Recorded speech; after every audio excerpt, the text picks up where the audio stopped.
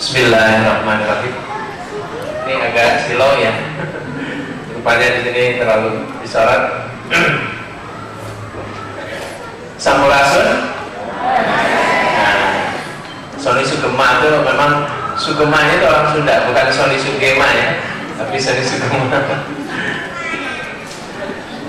Baik, Bapak Ibu sekalian, anak-anak yang saya cintai, walaupun tidak semua orang tua hadir ya pada sesi ini karena tempatnya terbatas sehingga memang kita bergilir, ada sesi kedua, sesi ketiga besok dan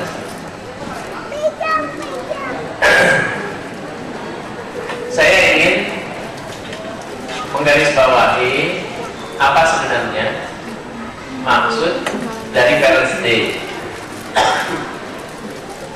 Sasarannya apa? Jadi memang Parents Day itu adalah acara orang tua dan siswa. Bapak Ibu bisa melihat bagaimana ekspresi ya, kreativitas dari anak kita. Oleh karena itu saya tidak menampilkan ini dalam satu acara yang hanya juaranya saja begitu. Seluruh siswa, seluruh kelas harus tampil. Karena ini bukan urusan siapa yang menang, tapi urusan seorang anak ingin menampilkan karyanya di depan orang yang paling dia kagumi, yaitu Bapak Ibu. Nah, jadi saya sangat apresiasi kepada Bapak Ibu yang hadir kali ini menyaksikan anak-anaknya. Berarti orang Bapak Ibu adalah orang tua yang betul-betul memperhatikan dan punya waktu untuk anak. Tepuk tangan untuk orang tua teladan.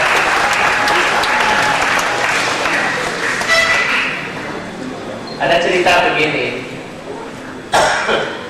Seorang anak dia marah-marah terus. Ini terjadi di SMP apa ini? Kerjanya marah setiap hari.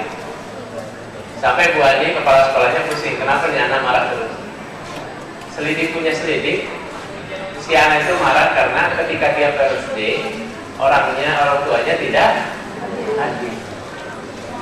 Jadi itu membuat anak-anaknya itu merasa sakit hati.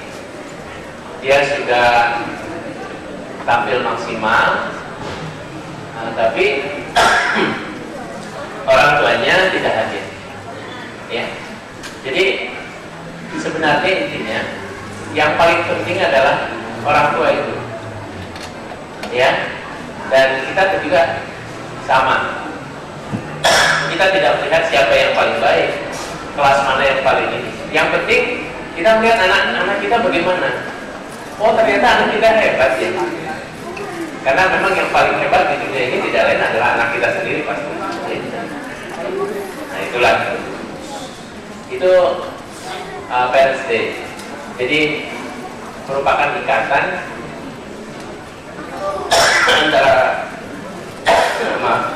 antara orang tua dan anak, sehingga anak itu nanti dia lebih percaya diri, dia lebih bahagia, ya, dia lebih semangat. Oh, saya bisa, ya, dan saya disaksikan oleh orang yang paling saya cintai.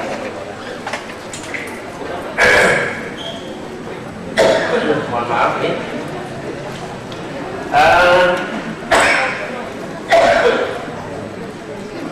Bapak Ibu sekalian, pada kesempatan ini yang jarang ya, saya ingin sampaikan ada 5 karakter khususnya SMA yang kita luncurkan. Memang takwa cerdas kreatif itu kita sudah tahu semua, tapi itu terlalu umum. Ada target 3 tahun yang harus kita capai dalam bentuk karakter siswa. Saya berharap setiap anak yang keluar dari Alfa punya karakter ini. Dan saya mohon orang tua juga ikut mendukung. Apa 5 karakter itu? Pertama, jujur, Pak. Jadi jujur harus menjadi karakter semua insan alfa. Sebentar lagi mereka akan keluar nanti di kelas 3. Harus kita tanamkan, Bapak harus bilang, orang tua juga harus mendukung bahwa kita lebih peduli kepada kejujuran daripada nilai. Nah, itu harus sama. Sekolah menekankan itu. Dan orang tua juga di rumah harus menekankan itu. Karena banyaknya koruptor di Indonesia ini karena bukan masalah nilai, tapi masalah kejujuran. Pertama, jujur. Kedua, tepat waktu. Bapak Ibu mungkin yang suka tiap pagi mengantar anaknya pakai mobil atau pakai kendaraan ke Ponorogo bisa lihat, saya itu kadang-kadang jam 6 sudah ada di situ melihat anak-anak yang terlambat. Saya ingin mengajarkan suatu nilai. Kalaupun nanti mereka jadi anggota DPR, jadi presiden, jadi pejabat, mereka tidak boleh, ya, tidak boleh bolos, tidak boleh datang senat. Mereka harus tepat waktu. Dan bayangkan Bapak Ibu, kalau mereka selalu terlambat, pasti jam pertamanya itu molor dan akibatnya nanti pelajaran jam pertama itu pasti jelek nilainya. Jadi bagaimana mungkin kita membangun takwa cerdas kreatif tanpa tepat waktu? Mohon maaf, terpaksa Bapak Ibunya juga harus lebih pagi lagi karena sekarang ke kantor kan, ya itu resiko, ya. Kita yang mengantar juga harus lebih pagi lagi. Saya sendiri mandinya sebelum subuh karena saya takut kalau saya terlambat bagaimana. Dan kalau saya jam 6, itu artinya saya memberi contoh, bukan hanya kepada anak, kepada guru-guru juga, supaya guru-guru juga tidak boleh terlambat juga tentunya.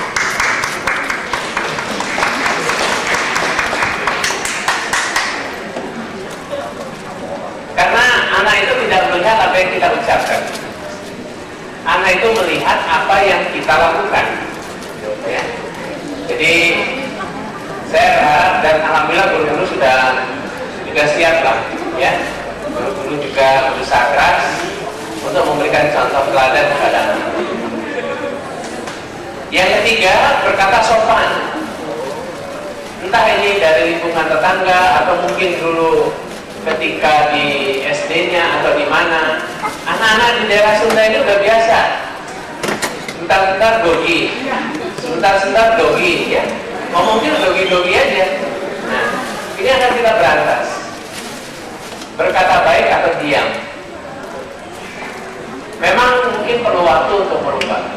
Tapi kalau di rumah kita tekankan, setiap terdengar kata dogi kita ingatkan. Di sekolah juga, saya yakin lama-lama anak-anak lebih baik mengucapkan astagfirullah, subhanallah. Mungkin perlu waktu, tapi bisa. Yang keempat, menjaga kebersihan. Itu setiap hari, Pak. Yang namanya kelas itu berisi segala macam sampah yang ada itu. Entah itu bekas botol, entah itu bekas ciki, apa segala macam. Saya pikir bagaimana mungkin, ya.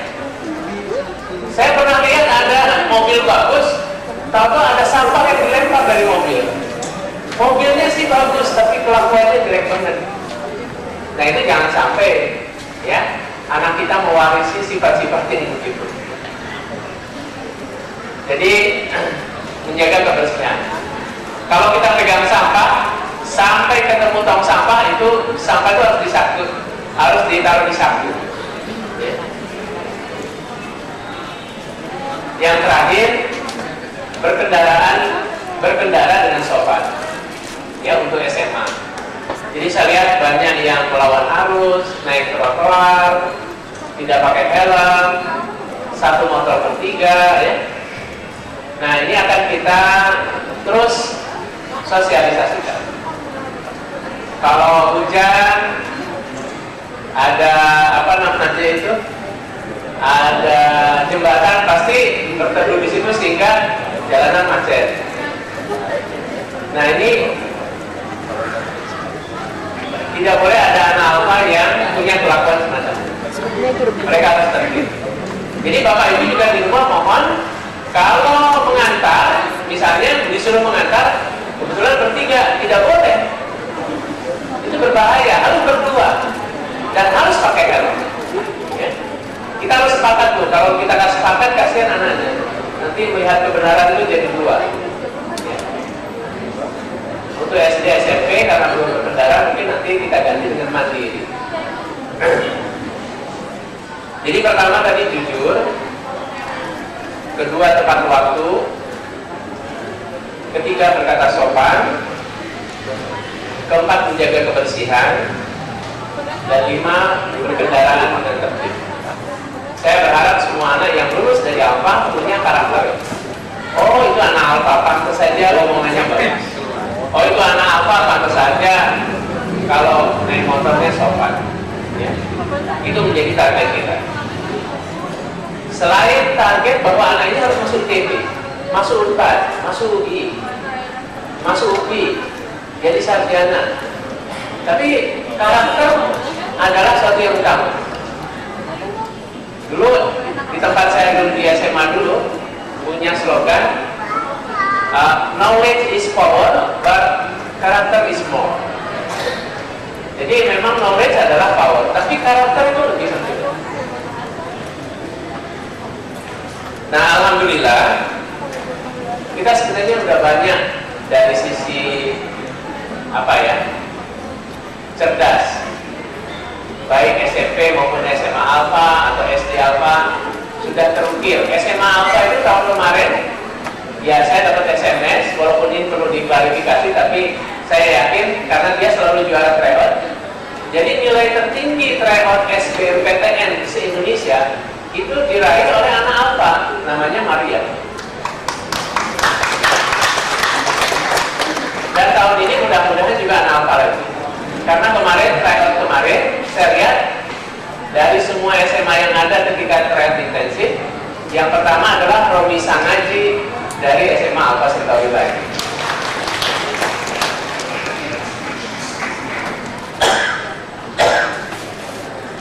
Bukan hanya itu, kita juga juara Olimpiade Astronomi, catur ya.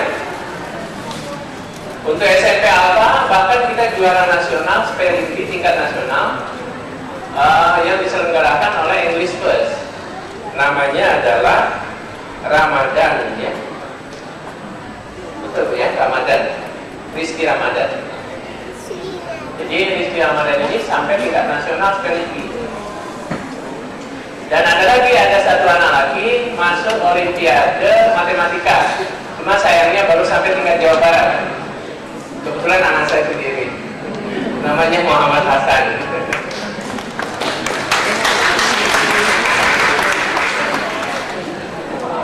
Nah, Bapak Ibu, saya mohon maaf, minta maaf sama Bapak Ibu. Kadang-kadang mungkin saya suka marahin anak itu kalau terlambat ya. Itu saya marahin betul. Tapi marah saya itu marah yang sayang. Kalau saya nggak mau nyuruh musafir, saya pikir ngapain musafir. Tapi memang saya marah. Marah saya karena saya tahu anak saya tuh ingin mereka itu bangga. Oh, ada. Menjadi kebanggaan orang tuanya. Saya tuh pengen mereka itu lulus. Nah, jadi mohon maaf, mohon Bapak Ibu tidak sakit hati kalau anaknya sedang saya mungkin istilahnya ditegur. Karena berbagai usaha kita lakukan tuh. Selain meningkatkan disiplin, kalau kita lihat anaknya kurang, kita sediakan basic math. Bahkan ada konferensi kasus. Semua wali kelas, guru-guru yang terlibat itu kita betul-betul serius. Percayalah Pak, di sekolah lain nggak ada sampai sedetil itu. Kita tuh hampir siang malam memikirkan putra-putri ibu gimana caranya supaya bisa naik kelas, bisa masuk ITB dan seterusnya. Banyak hal yang sudah kita kerjakan. Ada bimbel online, ya, ada tugas mandiri, ya, banyak sekali. Tapi memang godaan itu besar sekali Bu. Kalau dia zaman kita kan godaannya cuma TVRI dulu. Masih ingat TVRI kan Bu? Kalau pagi dimulai oleh Garuda Pancasila, ditutup oleh Tayuran Kelapa. Cuma itu aja godaannya. Kalau sekarang ini, wah, luar biasa. Walaupun kita sudah berusaha. Di sekolah, pornografi sudah, di wifi-nya kita sudah kasih program anti pornografi. Atau tidak bisa main game online. Tapi anak-anak bisa keluar ya. Ya memang, di sini kayak layang-layang tuh. Kalau terus dibetot, bisa putus. Kalau terus diulur, nyangkut. Nah, berarti memang kita harus banyak waktu. Karena godaan zaman sekarang itu besar sekali. Kalau zaman dulu, saya ingat kalau ibu saya udah jarinya, telunjuknya udah begini, pokoknya semua anak-anak tuh nggak ada yang berani. Gak usah bapaknya. Ibunya aja udah gini, pokoknya udah takut semua. Ya Bapak Tommy. Zaman sekarang mah nggak bisa. Anak itu harus ngerti. Kenapa? Kenapa aku harus begitu? Berarti kan butuh kesabaran. Butuh kitanya juga sabar. Terus menjelaskan kenapa harus begini. Kenapa kamu harus sukses? Kenapa dan sebagainya. Cuma memang kelebihan anak sekarang jauh lebih pintar dari anak dulu. Karena anak dulu kan terlalu, ya pokoknya yang penting taat aja. Nah sebenarnya mereka lebih cerdas. Hanya saja perlu kesabaran dalam membimbing mereka. Kita perlu waktu, ya, perlu waktu, menyediakan waktu seperti hari ini. Kita sediakan waktu, kita beri apresiasi, kita beri kehangatan. Karena zaman sekarang walaupun banyak penduduknya, ini seperti Lonely Planet, paradoks ya. Dulu waktu penduduknya sedikit terasa hangat. Justru setelah banyak sekali penduduknya, dunia itu terasa sepi. Bapaknya mungkin sibuk, ibunya sibuk, semua sibuk, ya. Sehingga pedofil bisa bergerak berluasa. Sekarang ini kita malah orang jangankan anak perempuan, anak laki aja kita takut. Malah lebih takut punya anak laki sekarang, karena takut dibuat kejahatan seksual.